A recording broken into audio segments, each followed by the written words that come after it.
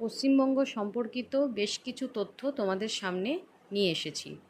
প্রথমে দেখো, পশ্চিমবঙ্গের ওপর দিয়ে 23.5 উত্তর কর্কটক্রান্তি রেখা গেছে। স্বাধীনতার সময়ে পশ্চিমবঙ্গে 14টি জেলা ছিল। পশ্চিমবঙ্গের সর্বাধিক বৃষ্টিপাতযুক্ত স্থান বক্সাদুয়ার। পশ্চিমবঙ্গের উষ্ণতম শহর আসানসোল।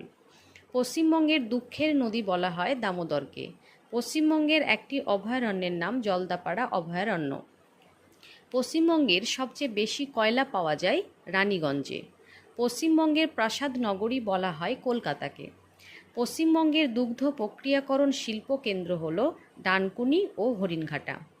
পশ্চিমবঙ্গের গুরুত্বপূর্ণ শিল্পাঞ্চল হল হলদিয়া শিল্পাঞ্চল। পশ্চিমবঙ্গের মৎস্যবন্দর গড়ে উঠেছে শঙ্করপুর। পশ্চিমবঙ্গের উত্তর পূর্ব ভারতের প্রবেশদ্বার বলা হয় শিলিগুড়িকে। পশ্চিমবঙ্গের বৃহত্তম তথ্য প্রযুক্তি শিল্প কেন্দ্র